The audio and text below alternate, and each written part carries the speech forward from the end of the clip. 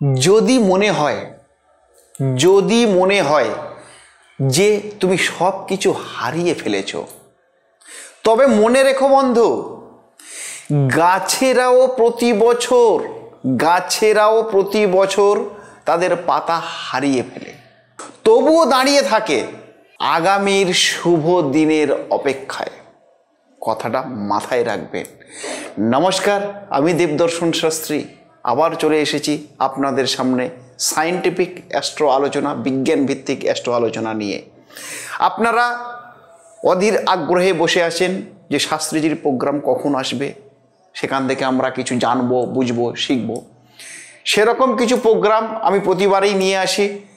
তো আমি তো সবসময় আপনাদের সঙ্গে আছি এবং থাকবো সারা জীবন। কিন্তু বন্ধু, আপনাকেও তো আমার সঙ্গে যুক্ত হতে হবে। আমার সঙ্গে যুক্ত হতে গেলে ছোট্ট একটা কাজ, আমার এই চ্যানেলটিকে লাইক, কমেন্ট, শেয়ার, সাবস্ক্রাইব করতে ভুলবেন না।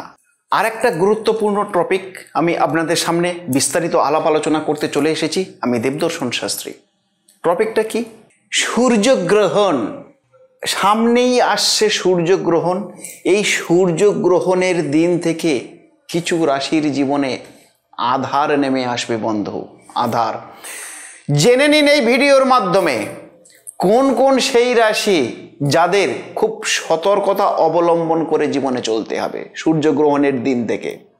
বছরের দ্বিতীয় এবং শেষ সূর্যগ্রহণ ঘটতে চলেছে 2024 সালের 2রা অক্টোবর। ঠিকই শুনছেন, 2রা অক্টোবর। পিতৃপক্ষের শেষ দিন এই দিনেই হবে সূর্যগ্রহণ। এছাড়াও এই দিনে সূর্য, বুধ, রাহু, কেতু এই 4টে প্ল্যানেট অশুভ অবস্থানে থাকবে। অশুভ অবস্থান, কথাটা মাথায় রাখবেন। অশুভ অবস্থানে থাকবে, যা জীবনে প্রচণ্ড বিশৃঙ্খলা ঘটাতে পারে কয়েকটা রাশির জীবনে। আসুন জেনে নেব এই ভিডিওর মাধ্যমে। এই সূর্যগ্রহণের সময় সূর্য, বুধ ও কেতু এই 3টি প্ল্যানেট একসঙ্গেই কন্যা রাশিতে অবস্থান করবে বা কন্যা রাশিতেই থাকবে। এবং রাহু প্ল্যানেটের অশুভ দৃষ্টি থাকবে এই 3টি প্ল্যানেটের উপরে। এবং শনির সাথে সূর্যের একটি বিশেষ যোগও থাকবে। এই পরিস্থিতিতে, এই রকম জটিল পরিস্থিতিতে 5টি রাশির জাতকদের জন্য খুবই ব্যাড এফেক্ট নিয়ে আসতে চলেছে বা খারাপ সময় আসতে চলেছে। তাদেরকে আমি বলবো, দর্শক বন্ধু যারা আমার এই ভিডিওটা দেখছে, আপনারা অ্যাডভান্স মানে অগ্রিম সতর্কতা আপনাদের প্রয়োজন আছে। সেই সমস্ত রাশিগুলো কি আমি পার্টভাবে বলছি, আপনারা একটু মিলিয়ে নেবেন। সেই সমস্ত রাশি, সেরকম ভাগ্যহীন একটা রাশি হলো মেষ রাশি জাতকদের জন্য সূর্যগ্রহণের দিন থেকে প্রচুর সমস্যা কিন্তু আপনাদের জীবনে নিয়ে আসবে। এই রাশির ব্যক্তিরা যারা ব্যবসায়ী বন্ধু, তাদের ব্যবসায়ী কিন্তু ক্ষতি হবার আশঙ্কা রয়েছে। বিভিন্ন অ্যাঙ্গেল থেকে আপনারা ক্ষতির সম্মুখীন হতে পারেন। সুতরাং মেষ রাশির জাতক জাতিকারা যারা ব্যবসায়ী বন্ধু আছে, তাদের বলবো আপনারা নূতন করে কোনো ইনভেস্টমেন্ট করবেন না, নূতন করে কোনো কিছুতে আগ্রহী হবেন না। যদি আপনি আগ্রহী হন, তাহলে বন্ধু আপনার কিন্তু মেষ রাশির জাতক জাতিকাদের খুবই খারাপ সময় হতে চলেছে সূর্যগ্রহণের দিন থেকে। অপ্রয়োজনীয় খরচ, আপনার যেটা আয় প্লাস ব্যয় ইকুয়ালস টু স্থিতি। দেখা যাচ্ছে আপনাদের আয়ের তুলনায় ব্যয়টা এতটাই বৃদ্ধি পাবে যে আপনারা ব্যালেন্স রাখতে পারবেন না। অর্থ এ হাতে আনবেন, এ হাতে বেরিয়ে যাবে, কোনো দিক থেকে আপনি অর্থটাকে ধরে রাখতে পারবেন না। এবং আপনার এই সময় থেকে অপ্রয়োজনীয় খরচা হবে। যে খরচাটার কোনো প্রয়োজন নাই, সেরকম অপ্রয়োজনীয় খরচা কিন্তু আপনাকে করিয়ে দেবে। একটু সাবধানতা অবলম্বন করে থাকবেন। আপনারা কোনো ষড়যন্ত্রের বা কোনো চক্রান্তের শিকার হতে পারেন। বি কেয়ারফুল এই পয়েন্টটা। সেটা হতে পারে আপনার বন্ধু বান্ধব সার্কেল, সেটা হতে পারে আপনার পাড়া প্রতিবেশী সার্কেল, সেটা হতে পারে আপনার আত্মীয় স্বজন সার্কেল। কোনো না কোনো অ্যাঙ্গেলের কোনো সার্কেল থেকে আপনারা কিন্তু ষড়যন্ত্রের শিকার হওয়ার সম্ভাবনা কিন্তু প্রবলভাবে লক্ষ্য করা যাচ্ছে। যারা কর্মজীবী মানুষ, যারা প্রাইভেট সেক্টরে জব করছেন বা গভর্নমেন্টাল সেক্টরে জব করছেন, আপনারা অফিসে একটু সতর্কতা অবলম্বন করবেন। কারোর সঙ্গে হঠাৎ হঠাৎ বাক বিতণ্ডে জড়াবেন না, তাহলে কিন্তু আপনার ভালো ধরনের ক্ষতি লক্ষ্য করা যাচ্ছে। আর যারা গাড়ি ড্রাইভ করেন, যারা গাড়ি চালান, তাদের ক্ষেত্রেও বলবো বন্ধু, মেষ রাশির জাতক জাতিকারা একটু সাবধানতা অবলম্বন করে গাড়ি ড্রাইভ করবেন। কারণ ক্ষতিটা কোথা থেকে আসবে, কোন দিক থেকে আসবে, সেটা আপনিও বলতে পারবেন না বা আপনিও জানেন না। সুতরাং সাবধানতা অবলম্বন কিন্তু আপনাদের খুবই খুবই প্রয়োজন। অক্টোবর মাসের 2 তারিখের পর থেকে যদি সাবধান না হন, তাহলে নিজের বিপদ, নিজের ক্ষতি নিজেই ডেকে আনবেন। সেখানে বাঁচানোর আর কারোর থাকবে না। সেরকম আরেকটি ভাগ্যহীন রাশি বন্ধু, সেটা হলো মিথুন রাশি। মিথুন রাশির জাতক জাতিকারা আপনাদেরকে বলবো বন্ধু, আপনারা নিজেদের স্বাস্থ্যের দিকে লক্ষ্য রাখবেন সূর্যগ্রহণের পর থেকে। কারণ স্বাস্থ্যহানি যোগ লক্ষ্য করা যাচ্ছে। আপনাদের শরীরে কোনো অস্ত্রোপচার হতে পারে, আপনাদের শরীর কিন্তু জরাজীর্ণ হয়ে যেতে পারে, নানা ধরনের রোগ আপনাদের শরীরে বাসা বাঁধতে পারে মিথুন রাশির জাতক জাতিকাদের। সুতরাং আপনারা নিজেদের স্বাস্থ্যের প্রতি লক্ষ্য রাখুন এবং নিয়ম মাফিক মেনটেন করে আপনাদের ঠিকঠাকভাবে পরিচালনা করুন। না হলে কিন্তু আপনাদের স্বাস্থ্যের উপরে বিশাল ক্ষতি হতে পারে, সেরকম ইন্ডিকেশন প্ল্যানেট অনুযায়ী লক্ষ্য করা যাচ্ছে। হঠাৎ কোনো রোগে, আপনি একটা বড় কোনো রোগে আক্রান্ত হয়তো হলেন, যার জন্য আপনার প্রচুর ব্যয় হতে পারে। এবং এ সময় আপনি কারোর সঙ্গে বাক বিতণ্ডে জড়াবেন না। তর্ক বিবাদ, ঝগড়া ঝাঁটি, অশান্তি এগুলোকে একদম অ্যাভয়েড করে চলবেন। না হলে কিন্তু আপনি প্রচণ্ড ফেঁসে যেতে পারেন। আপনার কোনো একটা লাইফের কোনো একটা পার্ট, কোনো একটা বিষয় নিয়ে আপনার কিন্তু ফিনান্সিয়াল জরিমানা হয়ে যাওয়ার সম্ভাবনা রয়েছে, বা কোনো একটা কেসে আপনি ফেঁসে গেলেন, সেখানে আপনার জরিমানা হয়ে যাওয়ার সম্ভাবনা লক্ষ্য করা যাচ্ছে। আপনি বা আপনার সঙ্গীর থেকে এ সময়ে একটু ছাড়াছাড়ি ভাব, মানে দূরত্ব অনুভব করতে পারেন। বর্তমান যা কন্ডিশন বা আপনার ওই সূর্যগ্রহণের পর থেকে যা কন্ডিশন আসবে, আপনার লাইফ অর্থাৎ পার্সোনাল লাইফ, স্ত্রীর সঙ্গে সম্পর্ক, বা আপনার যদি প্রেমজ লাইফ থাকে, প্রেমজ লাইফের সম্পর্ক, আপনাদের একটু ছাড়াছাড়ি ভাব থাকার সম্ভাবনা লক্ষ্য করা যাচ্ছে। প্ল্যানেটগত পজিশন তাই ইন্ডিকেশন দিচ্ছে। সেরকম আরেকটি ভাগ্যহীন রাশি, সেটা হলো কর্কট রাশি। কর্কট রাশির জাতক জাতিকাদের সূর্যগ্রহণের পর থেকে সমস্যা কিন্তু ক্রমবর্ধমান বাড়তেই থাকবে। একটার পর একটা সমস্যা কিন্তু আপনাদের জীবনে লেগেই থাকবে। দৈনন্দিন যে কাজ রয়েছে, দৈনন্দিন যে কাজকর্মগুলো রয়েছে, সম্পূর্ণভাবে করতে গেলেও আপনি সমস্যার সম্মুখীন হতে পারেন।